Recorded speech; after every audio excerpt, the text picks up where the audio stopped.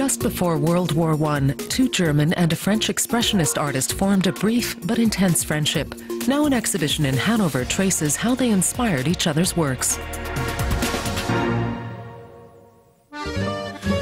In fin de siècle Paris, there were few signs the continent was on the brink of the disaster of the First World War. The City of Light was the art capital of the world, and the place where German painters August Macke and Franz met and were inspired by Frenchman Delaunay.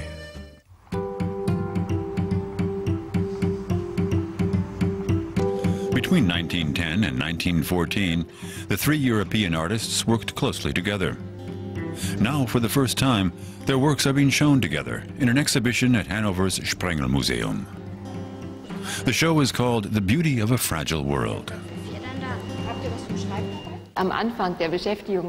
When I first began working on this subject, Marc, Macke and Delaunay, it was already clear to me the three had an impact on each other and that Delaunay influenced Marc and Macke. But it wasn't clear to me how intensively and quickly that took place. Robert Delaunay was fascinated by technical progress and one of its icons, the Eiffel Tower. He turns the giant steel structure on its axis, letting it dance in his images. Delaunay was celebrated in Paris. The two young Germans enthusiastically visited him in his studio as he worked on his fenêtres, or window pictures.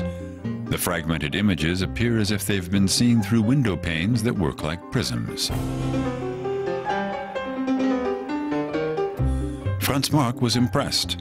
5 years older and already a celebrated expressionist, his paintings of animals, once rounded, became more cubist and abstract. August Macke also changed his approach under Delaunay's influence. In his dynamic depictions of the metropolis, he fragmented only the background while leaving the subjects intact. The three artists only met personally twice, but continued to correspond despite competitive pressures and their divergent views. It was perfectly natural for them, even though the world around them was becoming more and more nationalistic and militarized. Ignoring the prevailing mood, these artists, Marc, Macke and Delaunay, continued their artistic friendship. Despite it all, they went on exchanging their artistic ideas. It was an international effort, and as such, commitment made opposition to the approaching war. Sense of gloom in the run-up to the war can be seen in the Germans' works. Marc paints bloodthirsty wolves as they hunt. And Macke's work, Hussars, depicts apocalyptic horsemen.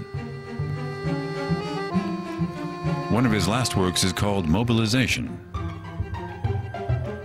In 1914, August Macke and Franz went to war. Less than 2 months after German mobilization, Macke was killed in France. Marc was cut down 2 years later in the Battle of Verdun. Robert Delaunay survived the war, but the celebration of color ended. The Beauty of a Fragile World. Rarely has an exhibition been given a more fitting title.